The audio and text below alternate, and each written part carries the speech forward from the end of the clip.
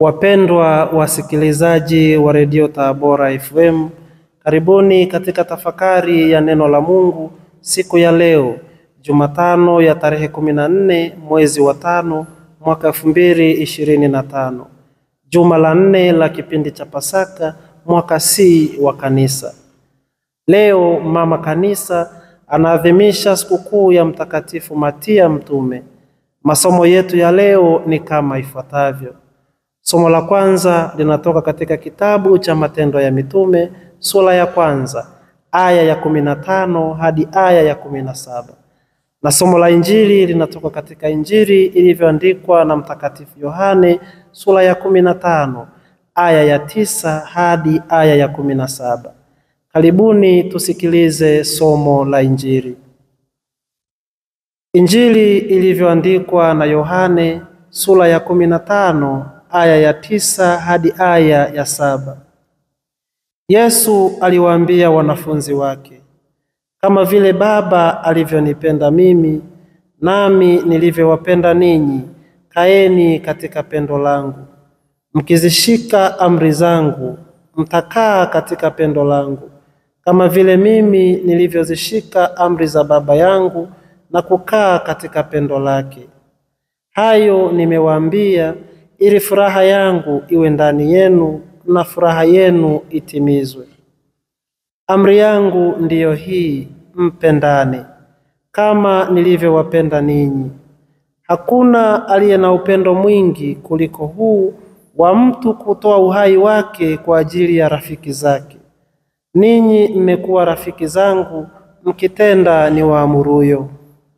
Siwaiti tena watumwa, kwa maana mtumwa hajui atendalo bwana wake, lakini ninyi nimewaita rafiki, kwa kuwa yote niliyoyasikia kwa Baba yangu nimewaarifu. Si ninyi mlionichagua mimi, bali ni mimi niliyewachagua ninyi, nami nikawaweka mwende mkazae matunda, na matunda yenu yapate kukaa, ili kwamba lolote mmumbalo Baba kwa jina langu awapeni. Haya na waamuru ninyi mpate kupendana. Neno la Bwana. Sifa kwako, e Kristo. Wapendwa katika Kristo, Mtakatifu Matia alikuwa mmoja wa wanafunzi wa Yesu. Alichaguliwa na mitume wengine kumrisi Yuda Iskariote baada ya Yuda kumsaliti Yesu na kujiua. Kitabu cha Matendo ya Mitume kinaeleza kwamba alikuwa ameandamana na Yesu tangu ubatizo wake na Yohane Mbatizaji hadi kupaa kwake mbinguni.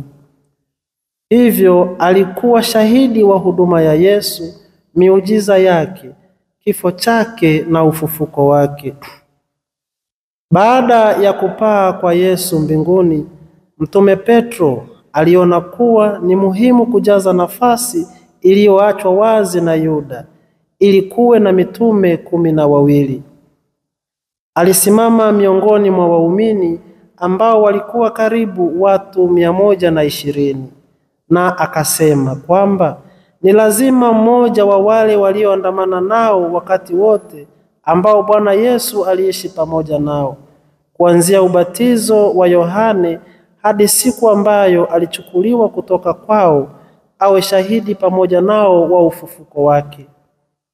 Wakawaweka wawili, Yosefu aitwaye Barsaba, ambaye jina lake la pili lilikuwa Yusto, na Matia, wakaomba wakisema, wewe Bwana ujuaye mioyo ya watu wote, onyesha ni yupi kati ya hawa wawili uliyemchagua apokee huduma hii ya utume, ambapo Yuda aliacha ili kwenda mahali pake. Wakapiga kura, na kura ikamwangukia Matia, naye akahesabiwa pamoja na mitume 11. Mtakatifu Matia alihubiri Injili huko Yudea na baadaye katika nchi za kigeni, ikiwa ni pamoja na eneo la Kapadokia, eneo ambalo sasa ni sehemu ya Uturuki, na karibu na bahari ya Caspian. kutokana na mahubiri yake juu ya Kristo kuwa Kristo ndiye Masiha aliyeaguliwa na manabii. Baadhi ya Wayahudi walimwonea wivu mkubwa, hatimaye walimpiga mijeredi na mwishowe wakamuua kwa kumkata kichwa. Mtakatifu Matia ni mfano wa uaminifu wa kujitolea kwa Kristo. Alikubali wito wa kuwa mtume na alishiriki katika kueneza Injili baada ya kupaa kwa Yesu mbinguni. Wapendwa wasikilizaji, somo la Injili ya leo linatufunulia mambo makuu kuhusu upendo wa Mungu, uhusiano wetu na Mungu na wito wetu kwa ulimwengu. Kwanza, Yesu anatukumbusha upendo mkuu wa Baba kwake na jinsi anavyotupenda sisi. Upendo huu si hisia tu, bali ni tendo linalojitoa. Kama Baba alivyomtuma mwanaye ulimwenguni kwa ajili yetu, ndivyo Yesu anavyotoa maisha yake msalabani kwa ajili yetu. Wapendwa, upendo huu wa Mungu ni msingi wa imani yetu. Ni katika upendo huu tunapata msamaha, neema na uzima wa milele. Pili, Yesu anatuita kukaa katika pendo lake. Hili si agizo la kusubiri tu, bali ni wito wa kuishi kwa kuambatana na mafundisho yake, yaani kuzishika amri zake. Amri hizi, kama kanisa linavyotufundisha, zinatokana na upendo wa Mungu na kwa jirani. Kuzishika amri si mzigo, bali ni njia ya kuingia ndani zaidi katika uhusiano wetu na Yesu na hivyo kupata furaha kamili. Furaha hii si ya kupita, bali ni tunda la Roho Mtakatifu anayetuwezesha kuishi maisha yanayompendeza Mungu.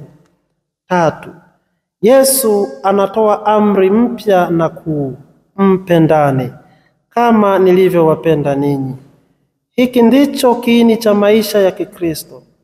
Upendo huu si upendo wa kawaida, bali ni upendo wa kujitoa kwa ajili ya wengine.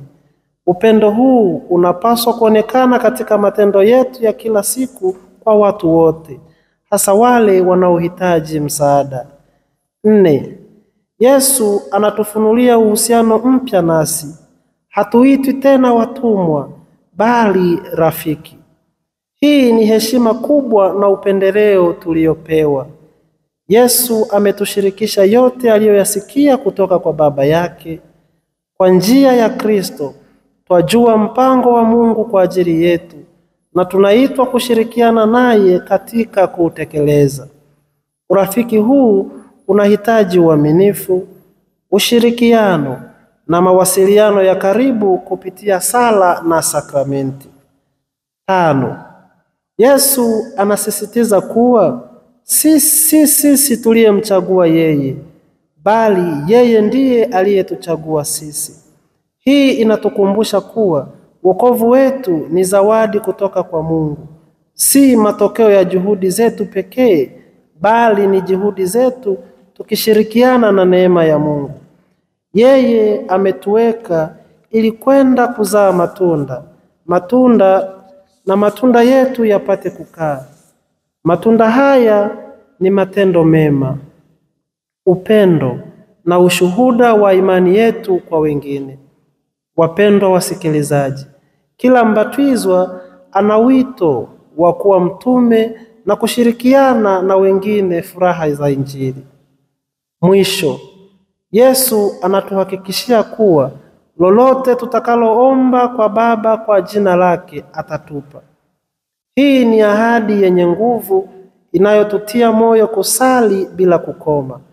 Sala si maneno matupu, bali ni mazungumzo ya upendo na Mungu, ambamo tumemweleza mahitaji yetu na kumshukuru kwa baraka zake.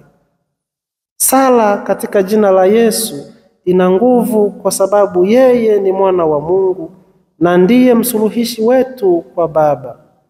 Wapendwa wasikilizaji, siku bila sala ni kama dunia bila jua, ni giza tupu.